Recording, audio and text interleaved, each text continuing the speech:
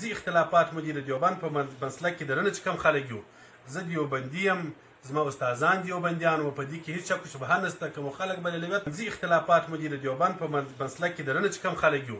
زه دیوبندي یم زما استادان دیوبندیان وو په دې کې هېڅ شک و شبهه نشته کوم خلک به له لویت زه دیوبندي یم زما استادان دیوبندیان وو په دې کې هېڅ شک و شبهه نشته کوم خلک به له لویت د سبحان کوي فکر وکړه لکه د مړه ورور غوا ششي خورې داسې ګناه لري لکه د مړه ورور غوا ششي خورې داسې ګناه لري فکر وکړه چیلنج ما کړ ورته خبر نه د متحده حیوانات امارات څخه غواړي چیلنج ما نه ورکړی دي نه زه د مناظرې سره د شوق لرم نه دا څه د مناظرې دی دا اسما جو ډرامه کوي ما چیلنج را کړو ما قبول کړي ما ورته ویل په دغه څه ځان دیوبندي وایي زم ځان دیوبندي پر دیوبندي شيوخ باندې با سره کښینو یو سړی وټاکه چې په څلورو کې هغه ما د امارات ورسولو و ما د امارات اسلامي افغانستان مفتیانو شم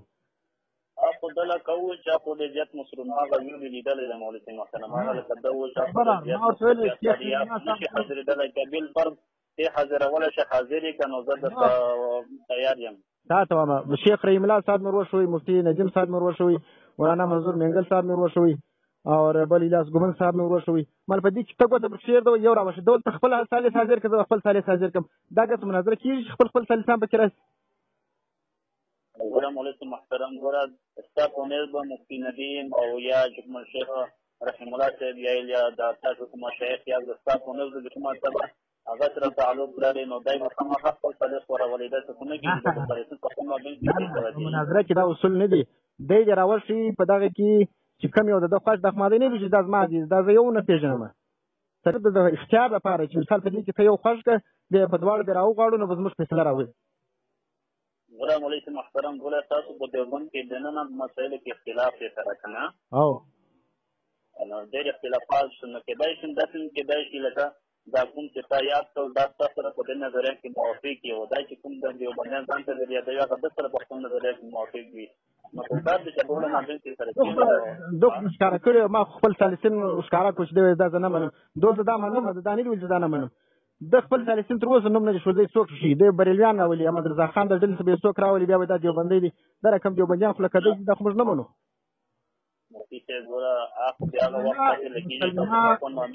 دیوبندي شخصیات باندې زه اوس هم ورسره تیار یم بیا هم ورسره تیار یم دیوبندي شخصیات باندې زه اوس هم ورسره تیار یم بیا هم ورسره تیار یم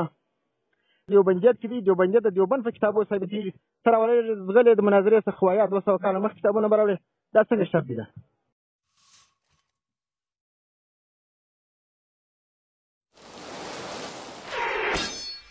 د احنافو ترجمان دی په هر چا باندې د نظم فرمایش کوونکي ورونه دي لکه هر یو مفتی اکبر علي حقانی صاحب او مفتی ثالثان دی راول خپل ثالثان راولم زیر ثالثان دی راول خپل ثالثان راولم زیر دجاتګر مستدرمي و مفتی صاحبا دجاتو په هغه کتابو به دلایل وایي چې کوم کتابونه 200 کاله مخکې لیکل شوي دي دا 200 کاله وروسته کتابونه به شاته یوړو دا شرط هم راسره ومنه چې 200 کاله مخکې کتابو باندې به دلایل وایو میدان ته به راوړو بله خبره ده دا کړې ده چې زه به موضوع به مناظرې دا وي چې زه به دا ثابتوم چې دی بریلوی دي یا صیفی دي بله خبره ده دا کړې ده چې زه به موضوع به مناظرې دا وي چې زه به دا ثابتوم چې دی بریلوی دي یا صیفی دي د سبحان کوي فکر وکړه ورورا لکه د مړه ورور غوا ششي خورې داسې ګناه لري لکه د مړه ورور غوا ششي خورې داسې ګناه لري فکر وکړه ورورا لکه د مړه ورور غوا ششي خورې داسې ګناه لري محترمه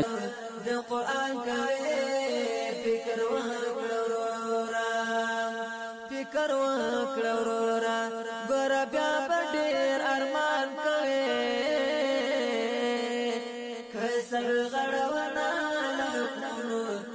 سبحان کوي فکر وکړه ورورا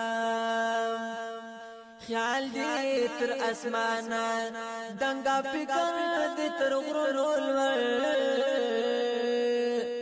کلا هم سوچدا کلی پوری قبرستان کوي فکر وکړه ورورا فکر وکړه ورورا ګور بیا ډېر ارمان کوي کسر غړونا له حکم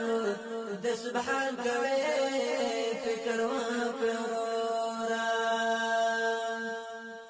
سترګو کې څه شرم او پزړه کې ویرانه لره دا چې ګناهونه تل په فخر اعلان کوي فکر وکړه ورورا فکر وکړه ورورا ګور بیا ډېر ارمان کوي